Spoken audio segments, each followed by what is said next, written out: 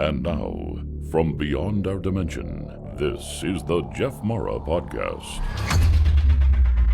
Here's Jeff. My guest is Debbi Dachinger, former skeptic that had an awakening and has been researching the paranormal and ETs for the past 17 years.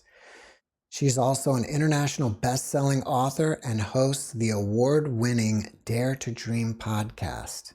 Today we're going to talk about the shamanic connection with ETs and more. Debbi, welcome, and thank you for being my guest today.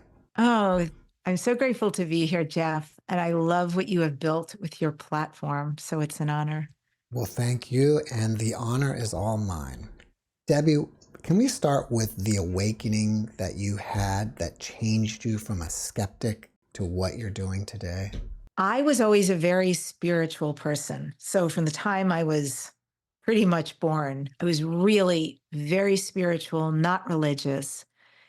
And yet there were things that I was an eye roller about. Specifically, I would say UFOs, extraterrestrials were kind of like, really? I believed in past lives. I didn't believe in past life regressions. I don't know. For instance, my sister-in-law used to try to talk to me about hers, and I was very courteous to listen to her, but I felt strongly like, I don't know, what is the value of this, was my take on it. And so my journey with this turnaround started with another skepticism, which was when a fellow podcaster had invited me to drink ayahuasca. Now, just so I'm really transparent, I was a wild child when I was young, so I tried many things. But as I got older and smarter, there were a lot of things that drifted away and things that I just wouldn't touch. And, I was basically a clean person. So when I heard ayahuasca and going to another country, I thought, oh my goodness. I was very kind and I said, no, thank you. But in my head, I thought, that's crazy. That's doing drugs. Well, wouldn't you know it, 3 months later, grandmother ayahuasca came and said to me, Debbi, we want you to sit with us. So just to explain that and give a little context, in that world, we talk about it because the plant is alive. The plant has wisdom and awareness and consciousness, and it can literally speak to people, connect with people. And that was the feeling. And there was no resistance. There was no journey. It was just like, I was an, oh my goodness, I need to do this. I drank once. I had an amazing weekend. And 3 months later, I went to another country and I did a week retreat. And we drank every single night for 4 nights in a row. Ayahuasca, ayahuasca, ayahuasca. And the 4th night was yahe, which is a purgative. And I had extraordinary experiences. I saw sacred geometry. I had some traumas that were healed. I saw some past life things that were amazing, things that were speaking to me. And I also had one thing occur every single night of those 4 evenings. And that is that the divine showed up. And I'm going to call her a she because the energy felt powerfully feminine. And she said to me, Debbi, you are a healer, you are a priestess, and you are a shaman. And I said, no, I am not. The people who come on my podcast, they are healers. The people in my life, my friends, oh yes, I have many gifted friends, but me, I don't think that's my gift. And the rest of it, I was thinking, priestess, what is that? And shaman, I was in a room being held by 8 exquisite shamans who had dedicated 20, 30 years at least of their lives to become who they were. And their initiations were nothing I'd ever gone through. And so I resisted very much this message. And she was gracious and left it at that. The second night she came and said to me, Debbi, you're a healer, you're a shaman, and you're a priestess. And that night she started to work with my hands. And the night she started working with my hands, I was healing people in the room. I actually had a migraine. I healed my migraine. She was showing me how to use myself and what was actually already there, but just unknown to me. The third night she came back and we had, again, another profound experience. And she decided to show me one of my greatest fears, which is what it was like to see dead people. And that's something I now know that I locked away a long time ago. So a lot of my skepticism, I started to realize, was based on fear. UFOs, extraterrestrials. Listen, I used to read Whitley Strieber and books like Communion, and it freaking terrified me. And I didn't want any part of that. Dead people, ghosts, things that could hurt you, exorcisms, like woof, click, done. And so now this stuff is coming back up, and she's showing me what it's like to see dead people. And I thought, that's actually not scary. That's fascinating. So gentle. And the fourth night she came, and towards the end of the evening, she said the same.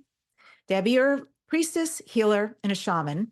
And she asked me to go up to one of the shamans and ask the shaman specifically for a shaman's blessing. And I argued for 20 minutes, Jeff. I was so upset and embarrassed. I didn't think I should ask a question. And I just didn't know where all of this was leading. It was so unknown to me because here I was, a podcaster, a book writing coach. I do a little publicity work. I help people understand how to get interviewed. And so, like, that's been my wheelhouse. And all of a sudden, this other thing is percolating. And so 20 minutes, and I finally acquiesced because I'm exhausted with the argument. She's not going to let down. I went up to the shaman and I said, "Excuse me, but here's what's going on. I've been asked to ask you for a blessing as a shaman." And the shaman said, "Go back to your bed. And in 5 minutes, we're going to call you up and you will receive a shaman's blessing." Wow, that was very unexpected. Sat in the bed, went back in 5 minutes, received the shaman's blessing. And just when I thought I was done, the divine said to me, "Debbi, now I want you to ask," and she pointed out the female shaman, "I want you to ask her for a blessing to understand your shaman's path, but we want you to call her sister, not by her name, sister." I'm like, wow, this is getting really interesting. So I again acquiesced. I went up to her. I said, "Sister, would you be willing to give me a blessing so I understand my shaman's path?" And she gave me the most beautiful blessing. I sing in Spanish. I don't really speak it, but I sing it. And I sing in about 5 languages. So I understood a lot of what she was blessing me with. It was quite profound. When I got home to the United States, Jeff, I was, what was that? And really confused. And one of my very gifted friends said, "Let me give you a past life regression." And I was like, oh my God, he's going to put me under. And then he's going to tell me to look at my feet. And I got to figure out where I am. And I know that I already know that I'll go right into my head and it'll be done. But he didn't. And instead, very divinely, he had a whole nother method and it actually worked. So I had one session with him. And in that session, I saw myself clearly, had a really gorgeous experience of myself as a male Native American shaman, where I was living, the animals I was connected with. It was an amazing, very isolated, but very amazing life. The next session that we had, and he put me under, I experienced myself as a Mayan priestess living in a temple, and I was the leader of the people. I was 7 feet tall, and this was an aspect of me that I was in awe of because she had such a command, such a presence, very different than me in the sense, I mean, I'm actually a very good manifester, but she manifested in a way I've never seen on this planet. I was fascinated by her. And before I left her presence, I asked her a question because I wanted to understand her ability to create. And she shook her head because I was thinking very 3D. And she shook her head and pointed her finger up. And she telepathically said to me, "I am not from here. I am from another galaxy, from another universe. I'm only residing here right now in this life to do this work." And I came back and went, oh my goodness, there's an aspect of me that is not from here, that is from another galaxy. And I'm in love with her. She's amazing. So that is where my opening began. So going from skeptic to, again, this is something that just immediately, I just had a resonance. I just knew truth. It's like I woke and I started to pursue that trail, started to open my show and change which was a very different, just spiritual conversation, suddenly became a lot about UFOs and channeling and extraterrestrials. And I started speaking on stage about it. And then I started doing shaman work. And that's like its own trail where I worked with a shaman and I took a certification for 7 months with a famous shaman. I'm still very much working with well-known shamanic mentors around the world. I'm passionate about this. And what I came to understand is how deeply connected shamanism is to UFOs. And it continued to open me up to being on Gaia TV recently, being on Coast to Coast recently. I spoke at UCLA yesterday. There's just so much opening up that I really feel, because I have allowed this flow to come in. I've allowed this truth to become known to me. I've allowed myself to enter these realms that this beautiful presence had told me about so long ago, that I just surrendered to it in a way and became curious about it, that it has opened up my life in some of the most magnificent ways. And I continue just to have very extraordinary experiences, even in my sleep state. Well, I look forward to talking later with you about the connection between the two, but it sounds like in your past life you were a starseed. Would you consider yourself to be one even this lifetime? This lifetime, without a doubt, I actually think most of us are. I am definitely a starseed. I've had galactic Akashic record reading, and I know my history. Not all of it, because all of us have gabillions of lives and multidimensionally, but I know the prevalent ones. I don't think anybody would be surprised looking at me to know that Lyra, the lion planet, was a lot of lifetimes. My inception was as Elohim, which is the angelic realm co-creators, Andromeda, and I could go on. But yes, I am definitely a starseed now, Jeff. And I would say the woman that I met, and her name was Nedra, that aspect of me, I don't know that I'd call her a starseed. I would definitely call her a priestess and a leader and a goddess and all of that. But she was definitively from another galaxy. And interesting question, but I think I am a starseed and she not so much. In the beginning, I love how you talked about how you were believing in some things, but skeptical about others. And then you followed up with your skepticism was based on fear. Do you think generally everybody's skepticism is based on fear? Mm. I'm going to actually say that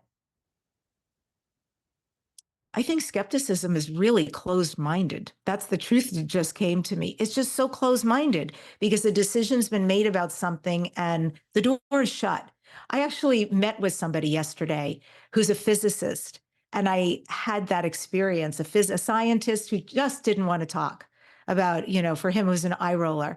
And I speak to who my audience is, so I know enough to not bother. But I will say that I also think there is, for me, specifically with skepticism, there's also discernment. And that's a piece that I really appreciate, that I think is a gift. I've never been one of those people who runs and takes every workshop and believes everything I hear. I have a lot of skepticism. I have to have a sense of feeling something has to happen inside of me before I'll come on board. And if it doesn't happen, I'm like, great, you may be for other people. But yeah, specifically UFOs, that was fear without a doubt. And that was judgment and closing the door. And the same thing also with dead people, because I had, media is so powerful, Jeff, because they present things that can be terrifying. The movies about aliens, the movies about dead people and, coming back and we're all powerless against them. So that was my perception, was very media based. And I've come to know that that for me is not even a reality. I'm very engaged with benevolent beings, beings that know me and love me and guide me and are highly aware of the work I do. It's interesting that you just said that, because what it made me think about is that people will talk about how possibly the ETs are giving ideas to screenwriters in their sleep and they come up with Star Trek and other space or sci-fi shows.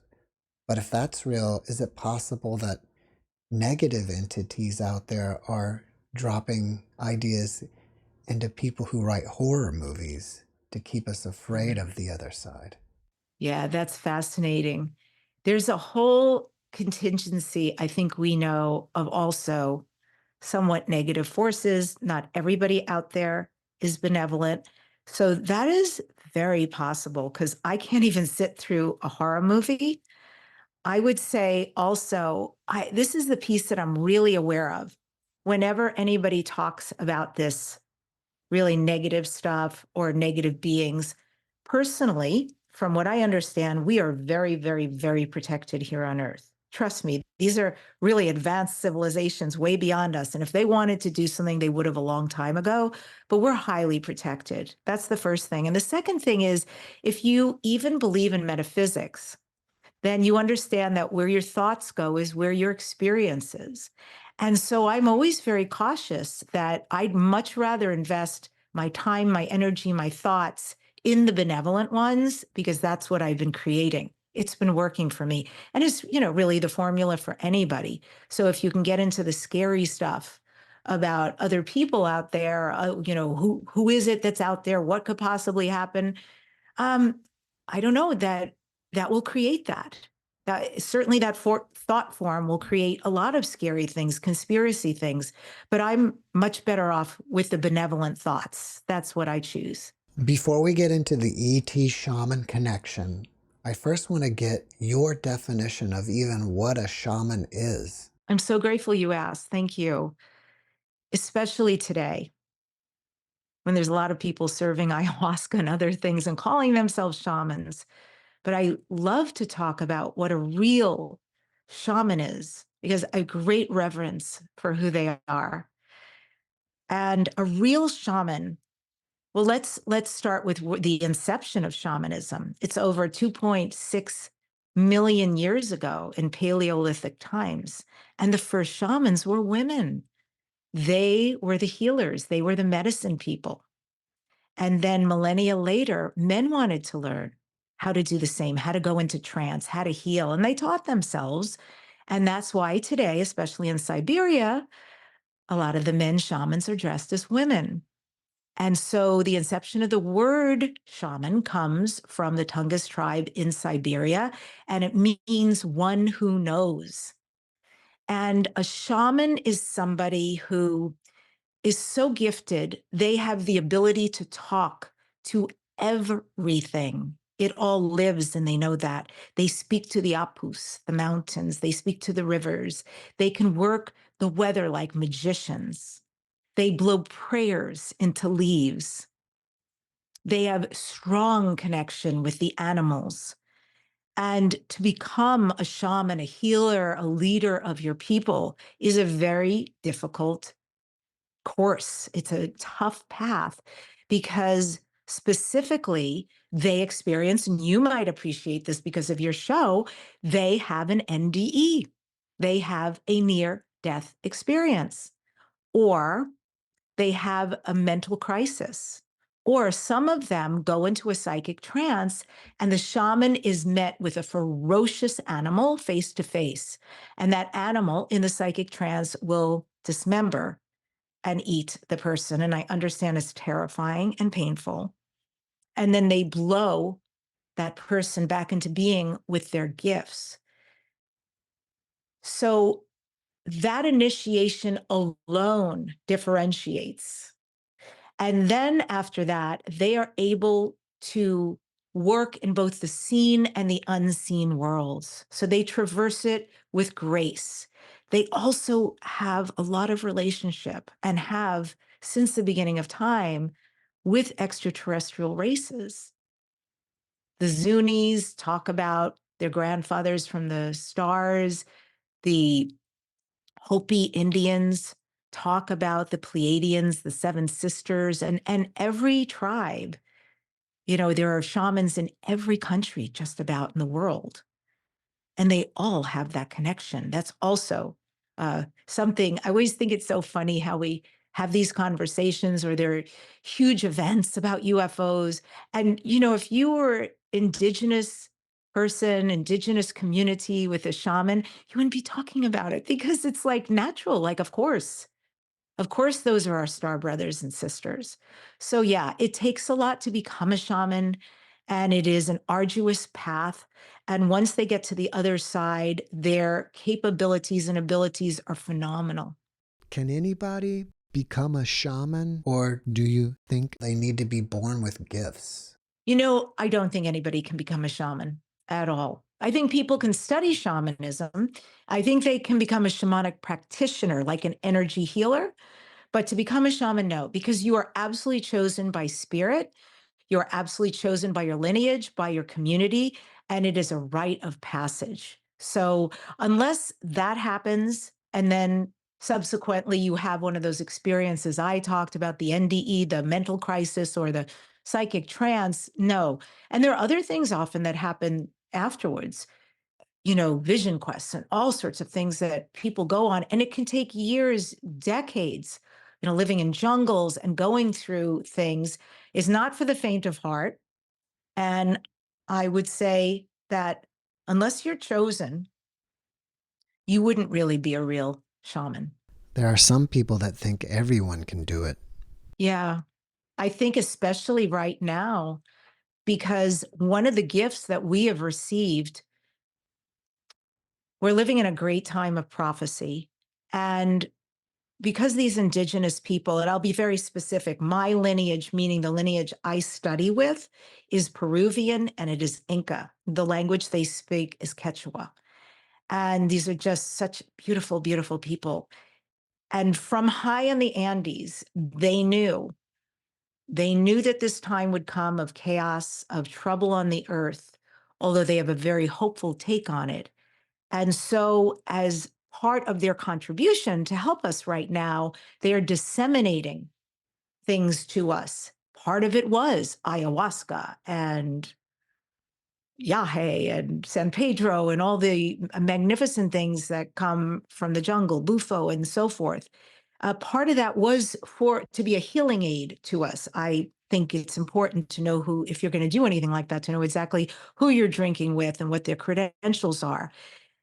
And also, a lot of their practices have come down, which were very coveted. And also, why would they share it? Because they've been so discriminated against. So this is a time when they're sharing so much with us, and it's really grace, I think, very kind for them to offer it to all of us here in America and Europe who are ready to heal, ready to clean and cleanse and make the changes I think that the earth and that humanity is calling for from us. So the shamans, the indigenous, they've really shown up to be sharing all of these practices right now. Do you think shamans do their own version of CE5 contact? And if so, have they been doing it for thousands, if not tens of thousands of years? Absolutely. I know they do. And what's interesting, Jeff, is well, CE5 contact. Now, I do that work. So, and I love it, by the way. I've had some extraordinary experiences doing it. And I will say that's very formal in the sense you sit out, you have a certain amount of people. They usually say 6 people is a really good group. You go someplace to a spot where there's going to be a lot of activity. So in my case, we tend to go to Joshua Tree. And then you do meditations, and sometimes we bring singing bowls, or, my partner and I sing and perform.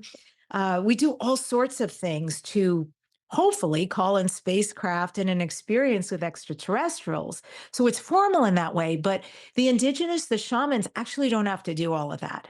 That literally they are in such deep relationship with the extraterrestrials that they just transcend, and they go to the space where they connect with or get visited by, and it is very normal for them. They have such powerful relationships with the extraterrestrials, and it is part of their culture. It is part, every time we open a safe space, sacred space, there's something called opening the four direction. They include our great nations, our great star brothers and sisters, our celestial star brothers and sisters. It's part of what they talk about, even in opening sacred space. So, yes, this is part of their culture. They wouldn't do CE5. We would, because we're just growing up into this right now. But it's wonderful we're growing up into this, because for all of us who are waking up at this time, curious at this time, interested, wanting to know when is first open, undeniable contact going to happen. This is exciting times, and it's great to be doing CE5 or whatever kind of work you can. So you're studying with the shamans in Peru, right? I think the Nazca lines are in Peru. And if so, have you ever discussed with them the meaning behind them, or all those other, I don't know if you call them petroglyphs or what, but what you can see from the air and you look down and you see a bird or those other kind of things made out of rock? You know what I'm talking about? I do know what you're talking about. I have never discussed it with them, but it's a really interesting question I'm thinking right now, because one of the studies I'm doing right now is with Puma Freddy Quispe Sigrona. And specifically, we're studying animal spirit medicine. Wow. And that's a whole subject unto itself that's mind blowing. Because even in that class, by the way, just as an aside, Puma makes it very clear that the animals are from the stars. And so all this conversation, right? It all ties in. And so I don't know about those lines, but I do think it's a very interesting question you asked. And I would be willing to actually bring it back to my teacher and ask about that, because you're talking about a bird. And of course, in spirit animals, there are definitely birds. And I would be curious to know about that. So I can't address that, but I do know throughout history, and I've looked at these, there's been depictions, petroglyphs, for over 100,000 years old that was found in Australia. And so these were very interesting because they were actually alien heads drawn on this wall. And there's also in ancient Egypt, it's mind blowing, in Egypt, where they drew their best depiction. It's in gold, in fact. And I have some of the pictures. And they drew these pictures, or carved these pictures more specifically, and they kind of look like helicopters, but it was their best way to try to describe spacecraft visually. And there's many places throughout the earth where these things are being seen. So they exist. And throughout history, this has been going on, meaning they're showing us that we have had visitation and a lot of connection. Have they ever discussed with you the origins of our DNA? Mm. Well, yes. So our DNA has had this incredible evolution.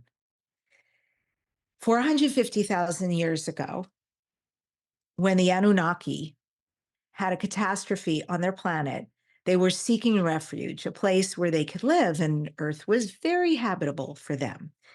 And also, the Earth, specifically in Africa, had mining, and they had gold, and they were after the gold. So the Anunnaki came here in order to mine gold, to live, and they wanted to create a race that would support them and be basically labor, because mining is a difficult job. And so they took humans who at that time were living way longer than what we're living, very, very, very long lives. And they messed around with our DNA, and they took us from 12 strand down to 2 strand. And 2 strand was great for them because it allowed us to become labor, and we weren't going to argue. 2 strand was terrible for us because we were not living long any longer. We also had women who were dying in childbirth. In addition, we had a lot of new physical diseases come about. And so here we are, these brilliant people, DNA has been messed with, and something's got to be done, because we're not going to be able to keep living under these conditions. Well, 2 things happened. First of all, the other Anunnaki find out what these Anunnaki have done. Now, this is not part of their protocol. They went way off base, were totally incorrect. So they were recalled, so to speak.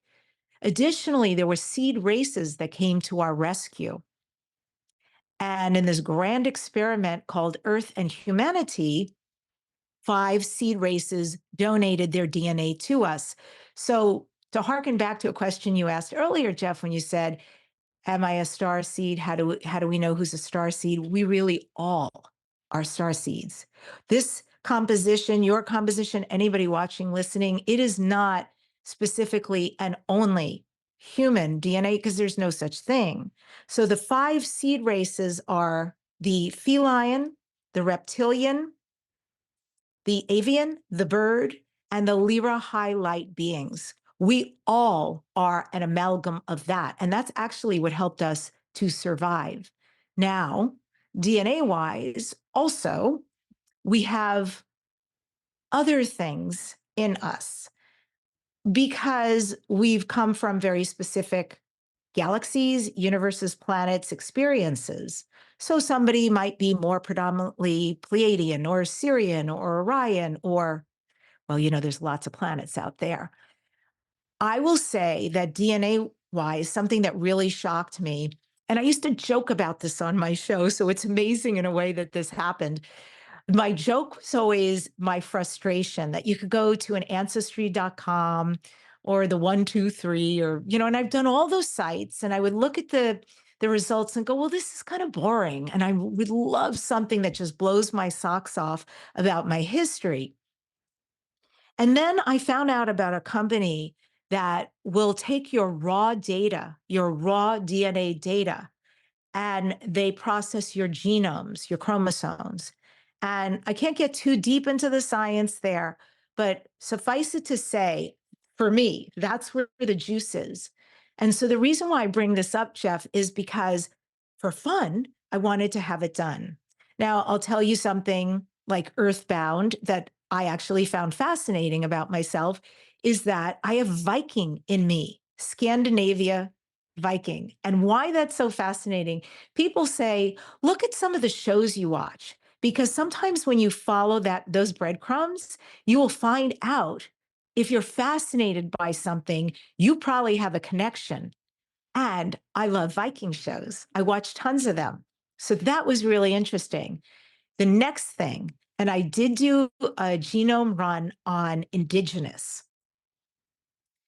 99.6% Mayan chromosomes there and 0.4% Native American.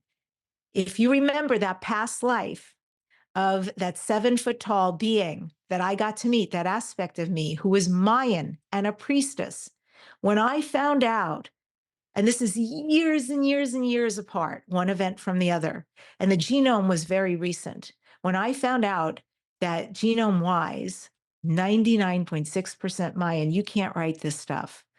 The confirmation was beyond the beyonds. And I just, in my heart, thought, I have somehow this culture inside of me. This runs in my blood. Do you think that we carry those genomes over energetically somehow from life to life, or we choose these bodies that have the genomes and the DNA pre-birth? I am no scientist in this, but I can tell you my take on it.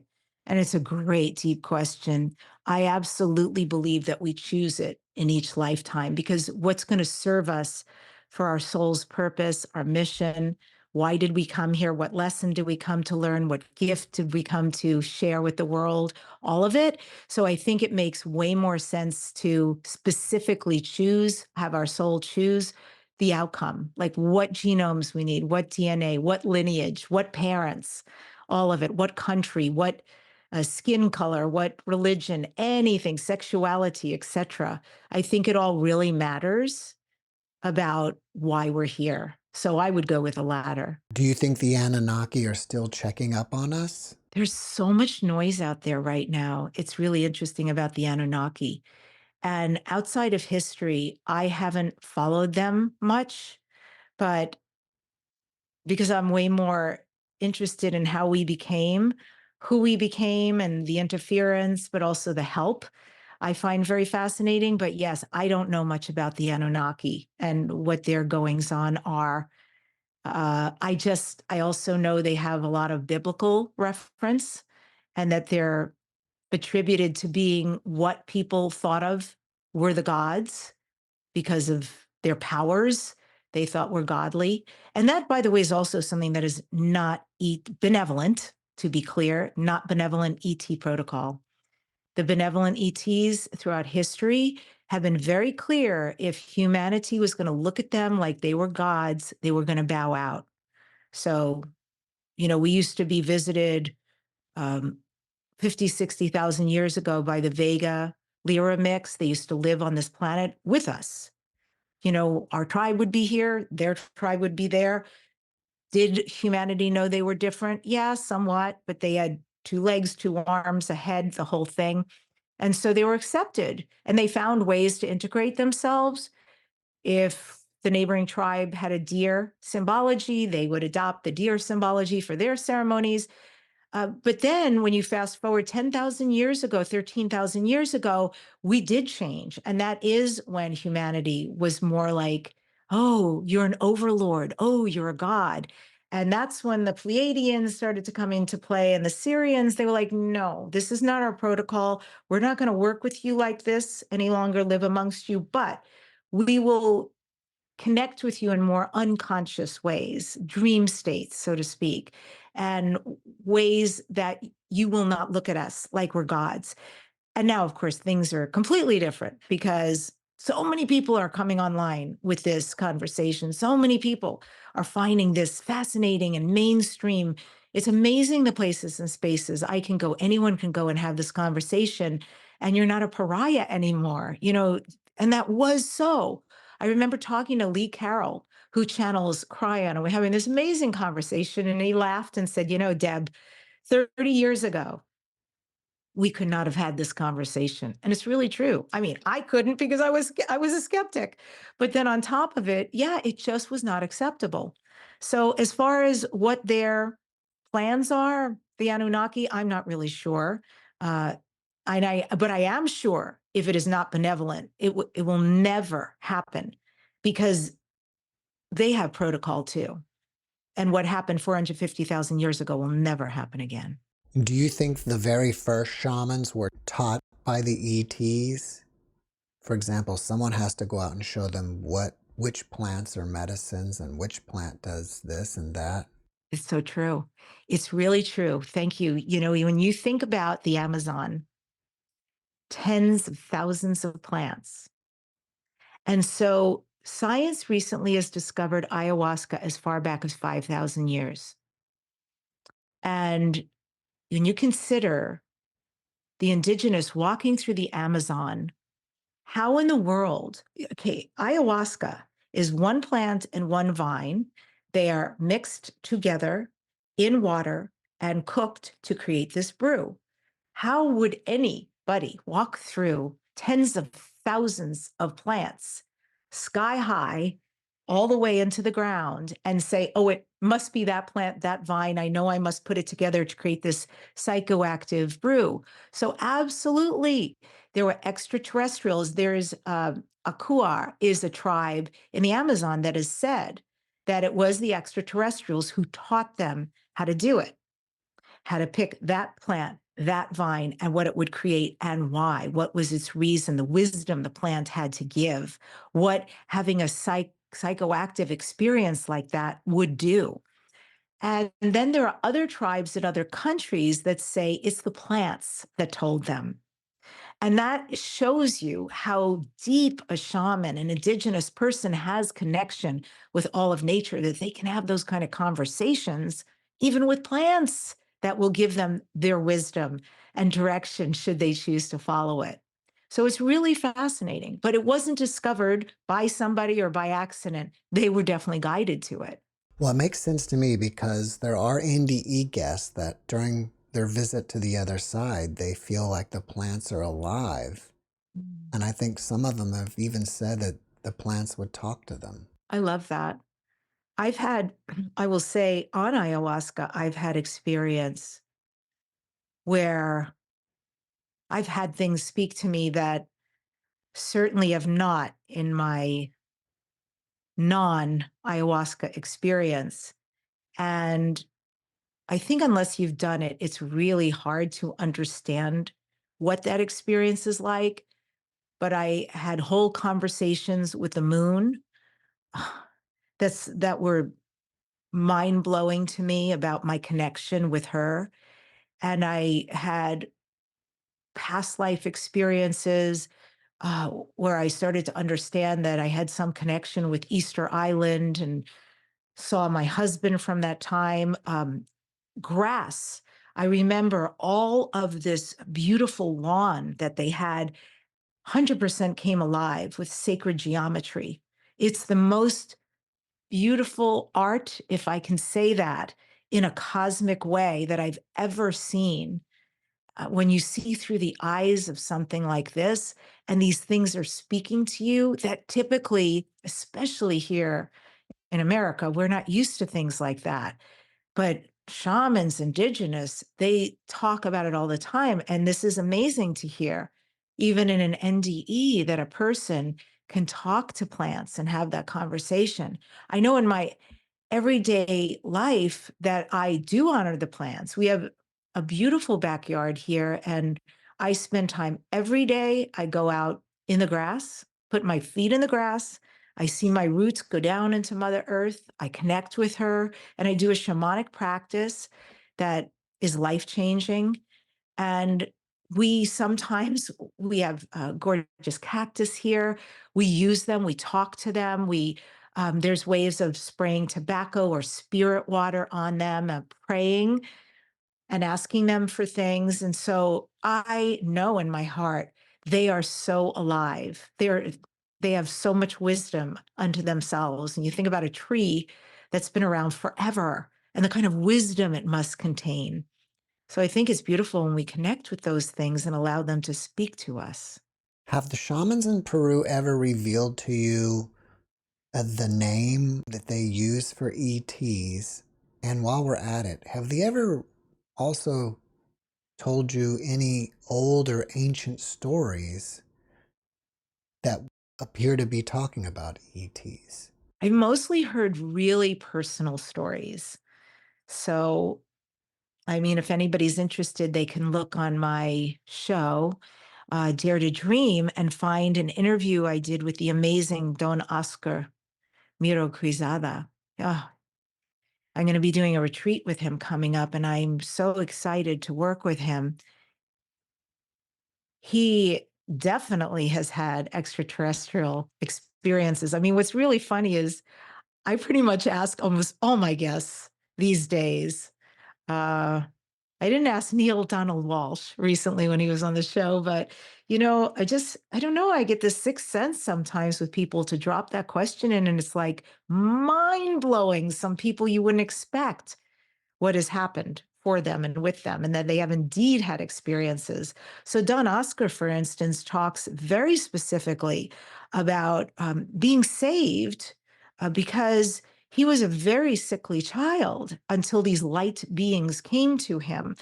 I don't know that those were specifically ETs, but it is part of his healing story and how he fully recovered. And it's amazing because he was a very sickly child and came back and it was done. And they let him know he was done, but they also let him know his purpose. But later on, yes, he's had many, many experiences. And I think they started in Shasta, Mount Shasta for him, with beings from other planets. But I will tell you that, if you get with any shaman, and any indigenous community, that they will absolutely sit down and they will tell you all sorts of stories about what they've experienced.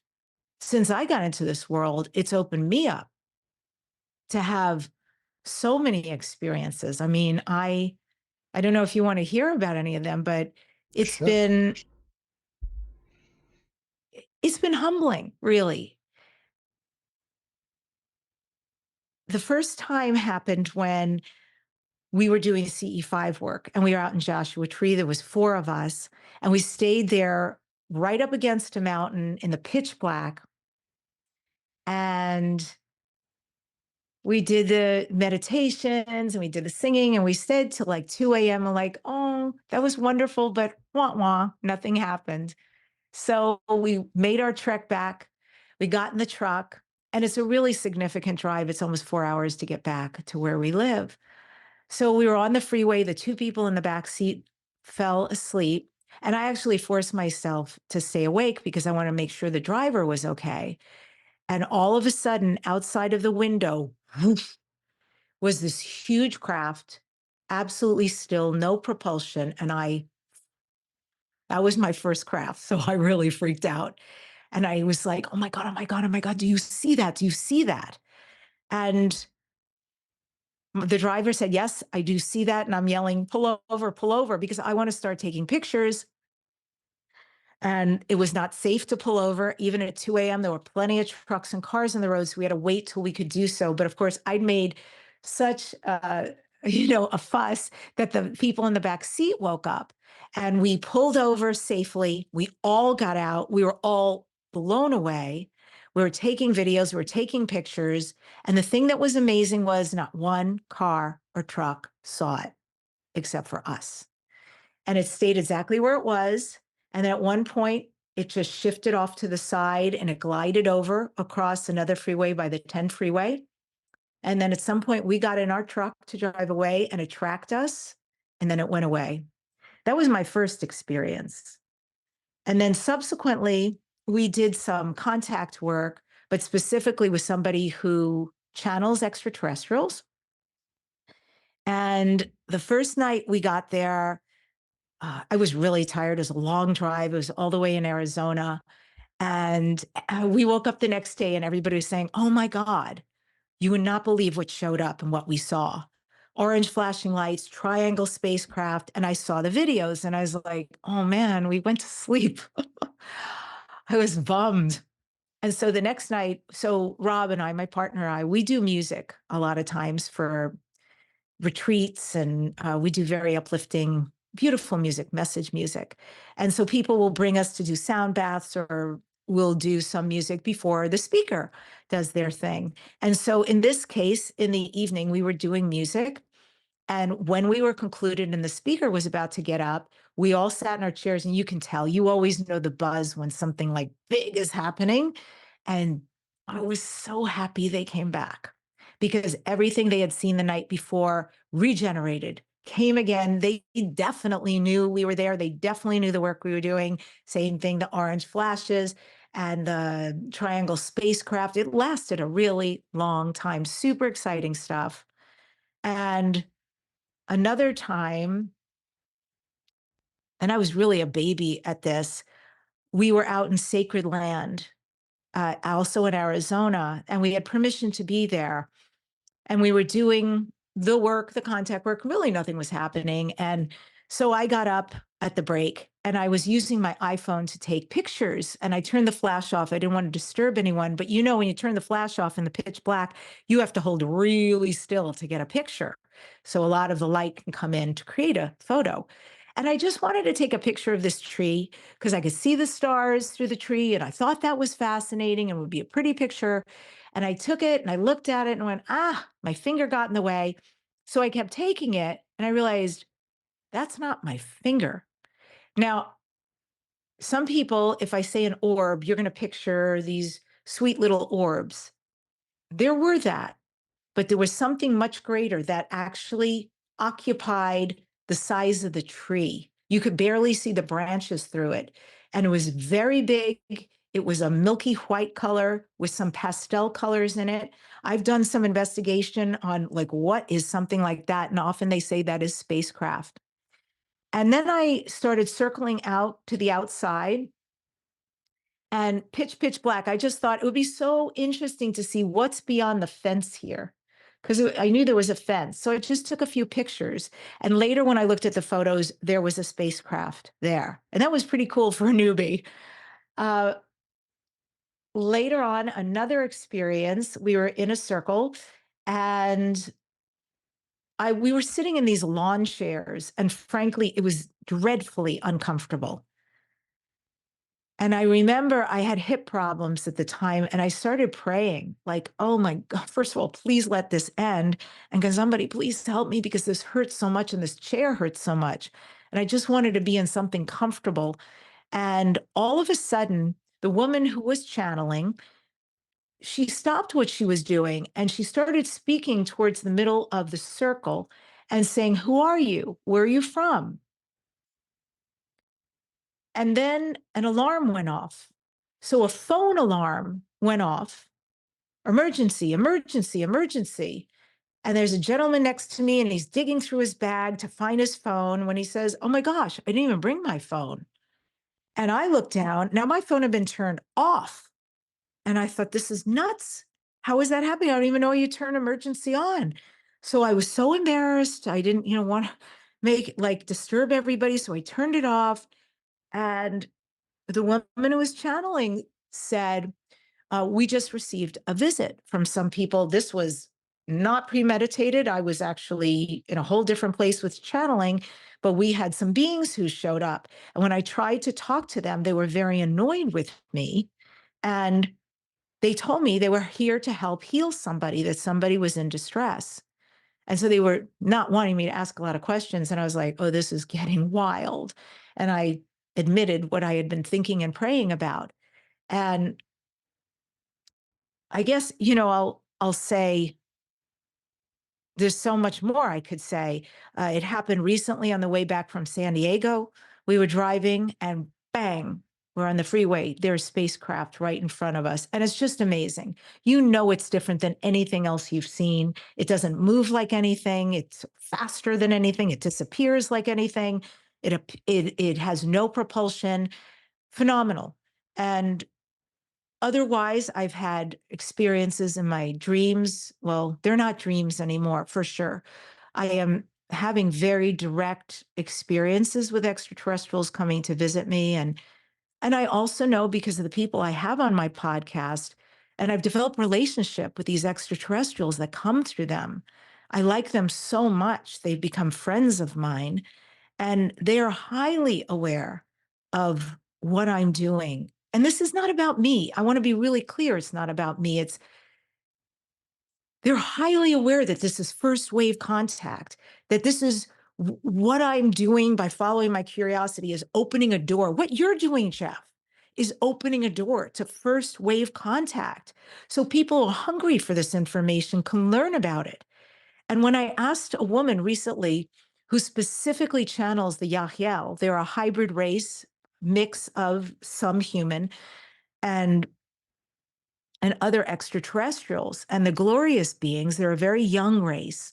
And I was speaking with this being that I've spoken with many times, and I just had this feeling, and I said, are they aware of our conversation? Or do you go back and tell them, "Oh, I spoke with Debbi today," or do they know, or how does that work? And this being said, not only are they aware, but there's an entire stadium, literally like a football, soccer field stadium full of them right now as we're speaking, cheering us on. And that was about as moving for me as I could have felt, because they were aware, they were wanting this connection. They were knowing we're family, that our DNA, there's no separation. We are them. Right? The Yahyel are us. They've got human DNA. You had Bashar on.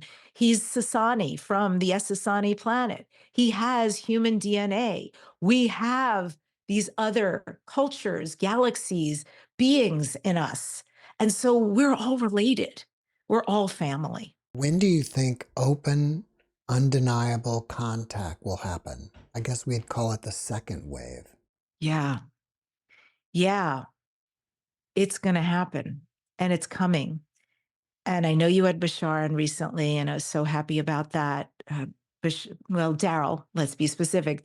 He doesn't channel on shows. So Daryl's been also on my show a lot of times. And I know right now Daryl/Bashar is saying end of 2026, beginning of 2027. I've also spoken to many other experts, to see, is there a pattern? And I am finding a pattern. So there's two components to this. And one is It is going to happen. That is the high predictability that something will happen that everybody on earth will know this is real and it's happening.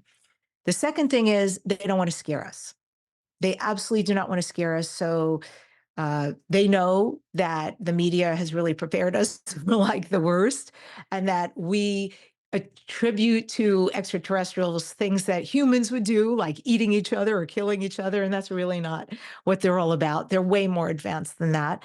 So they will find ways to do it so it's not frightening, and that it can be a very good, easy, benevolent situation. So probably the Pleiadians will show up first, and then maybe the Yael and maybe the Sasani after that, because they look the most like us. They'll be the less shock value. When I went out to all these experts, they have said to a person that that's when it begins, the 2026, 2027, and then there's a 30-year window. A lot of it is contingent on us. We create our own timeline. We create our own reality.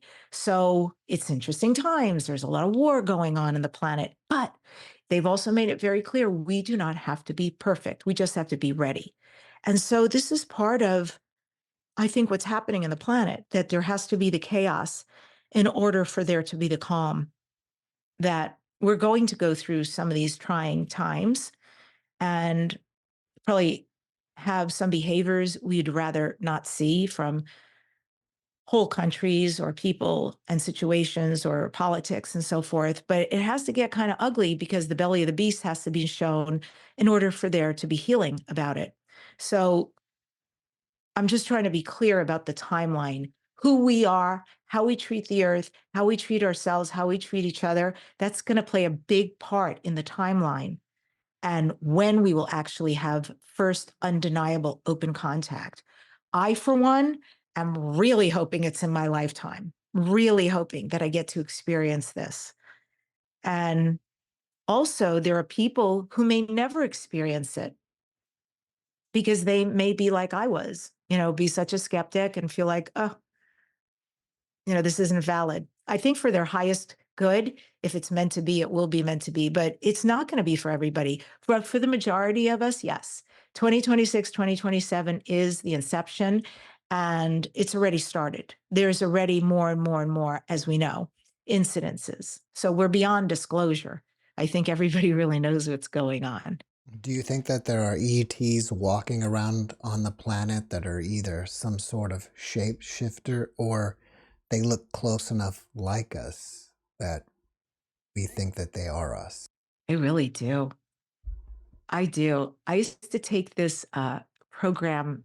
I've always been involved in some kind of personal development and growth. And I remember, because it's a long time ago now that I used to take it. And this gentleman, he would attract thousands of people from around the world. And he would always start out by saying that there were beings in the audience we may not recognize or that we thought look like us, but actually were not from here. And at the time, for me, it was like, not a ping. But now I reflect back on that and I think about it. I do wonder. Somebody once had a statistic, people we know, and I think even Daryl has talked about this, the statistic that we have all actually either had an extraterrestrial encounter. The percentage is ginormous. I believe it's in the 90 percentile that we have encountered somebody who could be in a human form and we just don't know, or we have actually had an extraterrestrial encounter. Doesn't mean we were abducted and all that stuff, but I think those are extraordinary statistics. I've been saying during my live streams that I want an ET to come on and be a guest. And someone's told me actually that I've already had one, but I'm not sure who that was. Oh, yeah. Well, so you want an ET who looks like a human, or do you want an ET who is channeled through a human? I want one that looks like a human that's walking around among us.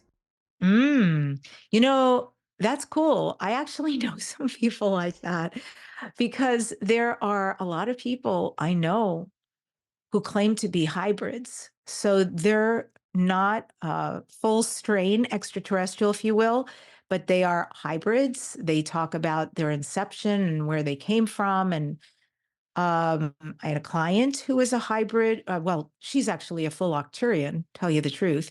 And when I met her, I was very, very, very clear.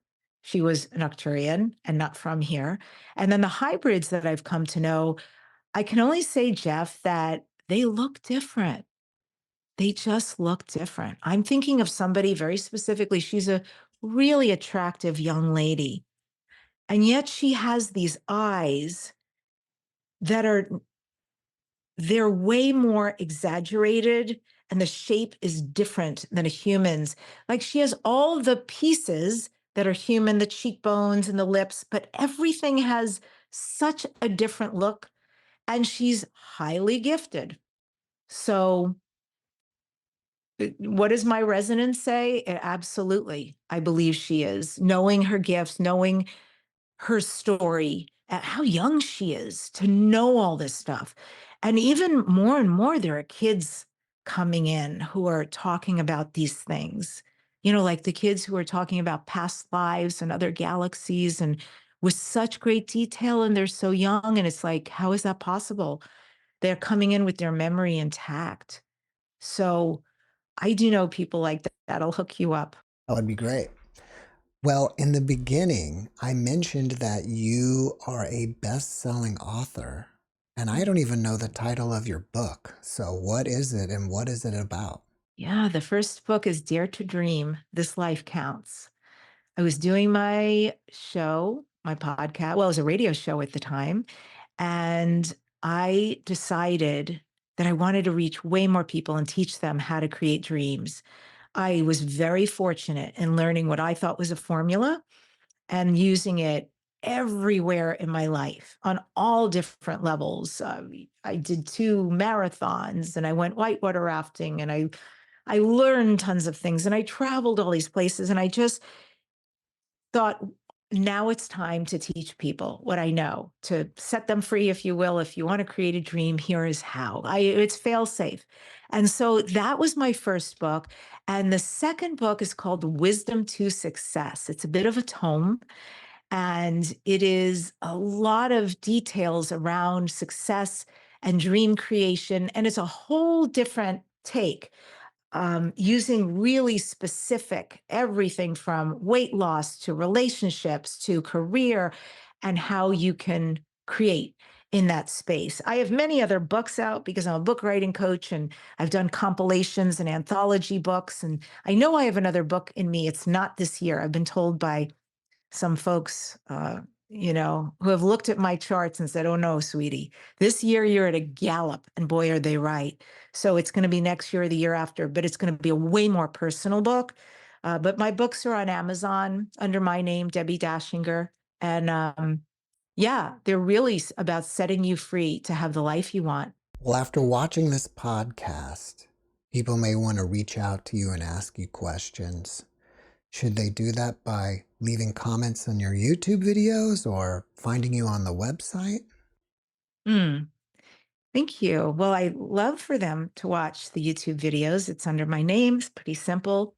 And as far as reaching out to me, please, of course, I'm everywhere under my name on all social media. But my website, DebbiDachinger.com, has lots of information. I'm about to speak on a galactic cruise at the end of this year. If any, but you would know the speakers, all of you. So if you want to spend 7 days at sea on something phenomenal like that, I'm really looking forward to it. Plus, we're on the celebrity cruise, and we're going to the Yucatan. That's on my website. So you can go to DebbiDachinger.com, and there's a contact form there. You can, sign up for stuff. You can, for free, and you can also reach out to me if there's a reason why you want to connect. But, thank you for that. I'm everywhere under DebbiDachinger.com or social. Well, do you have anything else that you're working on that you want people to know about? I have shaman courses that I offer. So I do shamanic healing for people. It really feels very powerfully to me, the thing to do. So I do private sessions, but the groups are really where I can work with the most people. And so I've got always groups rolling out, and we do 4 or 6 week sessions. And I work with the group, and we do tremendous healing, clearing of trauma, clearing of lineage issues. And what happens is there's this incredible base that is created. Everybody needs their nervous system reset at this time. And that's part of the work too. And you get to meet your spirit animal, your power animal. So it's magnificent. And that's something that, as I shared in the background, this is my path right now. I mean, I'm being called more and more to speak and share. And it is my honor to do that, to speak about this subject.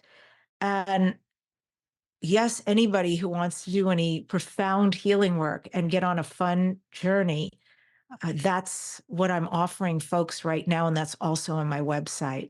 Before we wrap it up, can you leave us with one last positive message? Oh, I have the most positive message about who we are and where we're at. So I will leave you with the Pachakuti. The Pachakuti is a Peruvian prophecy, and it comes every 500 years, which is a time of change. But we are not living in a myth right now, and we are not living in a prophecy. We are living the Pachakuti. The Pachakuti talks about, Jeff, that everything will be turned upside down in order to turn it right. Think of it like a snow globe, if you will, that you might shake it. And that's kind of what we're all experiencing right now. But the idea is to make that go right so that we do live in peace. We do live in harmony. The Pachakuti talks about a time when the eagle and the condor will fly together. The north and the south will come together. The masculine and the divine feminine, which we have needed for so long. We've been living under the masculine, which has been this very busy, active, do, don't have time, can't take a vacation. That has been our modality. And now the rise of the feminine, to receive, to love, to be empowered, to be present, to be calm and still, to create from gentility, but to create balance with both the masculine and the feminine. It's about all of that. And so to know it is a beautiful time we're living in. Not one of us came here by accident. We all agreed to be part of this at this time, to set humanity right, to set the earth right. And it is a time to learn to respect ourselves, to respect Pachamama, Madre Tierra, the great Mother Earth, who gives so much to us, lets us live on her, be clothed, be fed, and to be kind and loving and accepting of other people. So we're about, in this time of the Pachakuti, to set things right. Please, everybody, remember, you are the eagle, you are the condor, you are the one who heals and cleanses. So it's incumbent on all of us at this time to do the work, to do the deep work. Hardest work ever is to go from here to here. And that's what we're being called to live here in the heart. Debbi, thank you for your message, and thank you for being my guest. Oh, such a pleasure, Jeff. I really enjoyed it. Thanks for watching the JeffMara podcast. I really appreciate you. Another way to show support is through YouTube memberships. And if you do, there are loyalty badges and other perks depending on your level of membership. All you need to do is click the join button underneath the video to find out more. Thank you for your support.